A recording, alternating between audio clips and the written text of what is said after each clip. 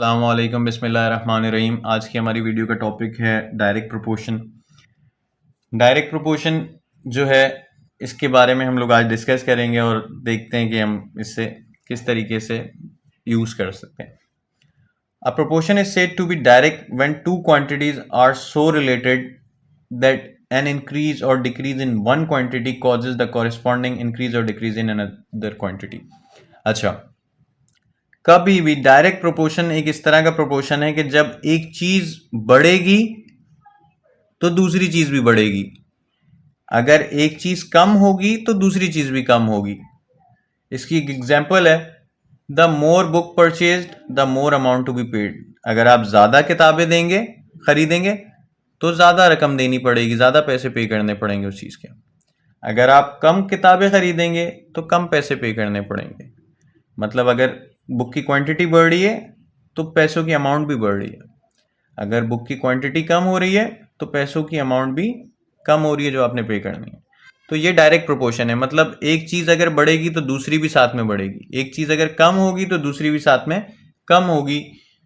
In case of direct proportion the equality of two ratios, ठीक है, direct proportion के case में जो है दो रेशियोज की इक्वालिटी होती है और वो बिल्कुल प्रोपोर्शन की तरह ही है, जैसे हमने अभी अपने लास्ट लेक्चर में प्रीवियस लेक्चर में डिस्कस किया था, A ratio B is equals to C ratio D. एक एग्जाम्पल है हमारे पास, उस एग्जाम्पल की मदद से इस कॉन्सेप्ट को मजीद बेहतर तरीके से समझने की कोशिश करते हैं। The cost of 15 books is ₹450। Find the cost of 10 books. 15 किताबों की जो कॉस्ट है, 15 बुक्स की जो कॉस्ट है वो 450 है, 450 रुपीज़ है। वो बोल रहा है अगर 10 बुक्स खरीदें तो उसकी कॉस्ट कितनी होगी। तो पहले तो ये चीज़ देखें, जब किताबें आपके पास 15 हैं तो पैसे 450 रुपये हैं। जब अगर आप किताबें कम करेंगे तो पैसे भी क्या होंगे, कम होंगे। किताबें बढ़ाएंगे तो पैसे भी बढ़ेंगे, किताबें अगर कम करेंगे तो पैसे भी कम होंगे। तो वो बोल रहा है कि 15 बुक्स जो है हमने 450 रुपये की ली थी, अगर मैं 10 लूँ तो कितने की मिलेंगी, वो कॉस्ट कितनी आएगी। तो हमें नहीं पता वो कॉस्ट कितनी है, तो मैंने यहाँ एक्स लिख दिया है। बाकी चीज़ें जो गिवन थी वो क्वेश्चन से मैंने यहाँ पुट कर दी हैं। 15 बुक्स थी, उसकी कॉस्ट 450 रुपये थी। 10 बुक्स होंगी तो कितनी है कॉस्ट, मुझे नहीं पता, मैंने एक्स पुट कर दिया सिंपली। अच्छा जी, फिर डायरेक्ट प्रोपोर्शन के केस में मैंने आपको ये चीज़ अभी ऊपर मेंशन की है कि प्रोपोर्शन हमारा इक्वलिटी ऑफ टू रेशोज होती हैं उस टाइम पे। तो अब इसको जो है मैं लिख रहा हूँ 15:10 इज इक्वल्स टू आता है, ठीक है। 15:10 मतलब A ratio B is equals to C ratio D मतलब 450 रेशो X। इसको फिर इस फॉर्म में लिख दिया 15/10 इज इक्वल्स टू 450/X, और x की वैल्यू निकालनी है, ठीक है। तो इसको x के लिए सिंप्लीफाई कर देते हैं। ये x यहाँ पे डिवाइड में था, वहाँ जाएगा मल्टीप्लाई हो जाएगा, मतलब क्रॉस मल्टीप्लिकेशन कराएं इन दोनों के बीच में। ये x यहाँ पे डिवाइड में था, वहाँ पर गया हमारे पास तो मल्टीप्लाई में आ गया। डिवाइड में था उधर गया मल्टीप्लाई हो गया, ये 10 यहाँ डिवाइड में था वहाँ गया मल्टीप्लाई हो गया। तो ये x जब वहाँ पर गया 15 से मल्टीप्लाई हो तो 15x, ये 10 इस 450 से जाके मल्टीप्लाई हो गया। अच्छा, इसके बाद x की वैल्यू चाहिए तो x को अकेला करना है, यहाँ पे x के साथ कोई चीज़ नहीं होनी चाहिए। तो ये 15 इस x से क्या हो रहा है, मल्टीप्लाई हो रहा है। ये जब इस तरफ जाएगा इज इक्वल्स टू के तो वहाँ जाके डिवाइड हो जाएगा, तो x यहाँ अकेला रह जाएगा लेफ्ट हैंड साइड पे, और 10 मल्टीप्लाई बाय 450, और ये यहाँ 15 मल्टीप्लाई में था, नीचे गया डिवाइड में आ गया। इसको सिंप्लीफाई किया तो हमारे पास कॉस्ट आ गई 300 रुपीज़।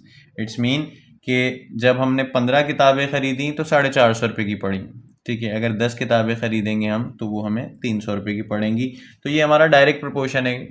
आप जो है बुक्स की क्वांटिटीज़ बढ़ा रहे हैं, ठीक है, तो अमाउंट भी जो है आपका बढ़ रहा है। अगर आप बुक्स की क्वांटिटी कम कर रहे हैं तो अमाउंट भी आपका कम हो रहा है।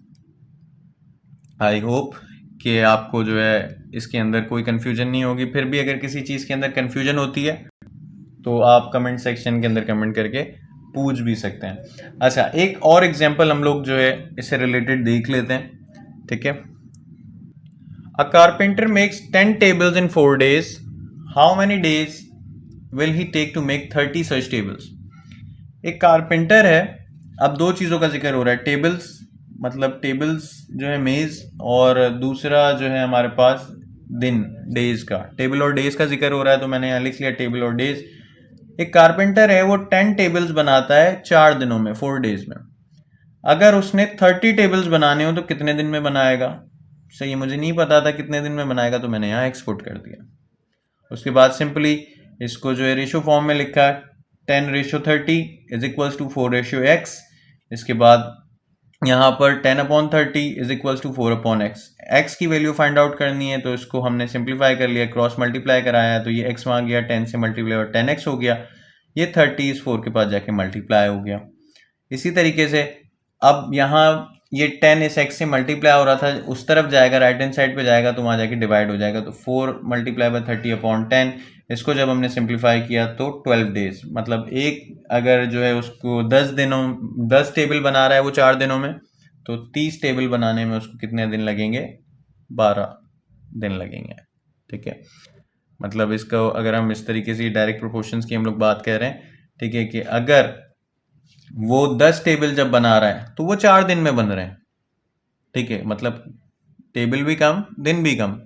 अगर उसने टेबल ज़्यादा बनाए तो दिन भी ज़्यादा लगेंगे, मतलब एक चीज़ बढ़ रही है तो दूसरी भी बढ़ेगी, एक चीज़ कम होगी तो दूसरी भी कम होगी।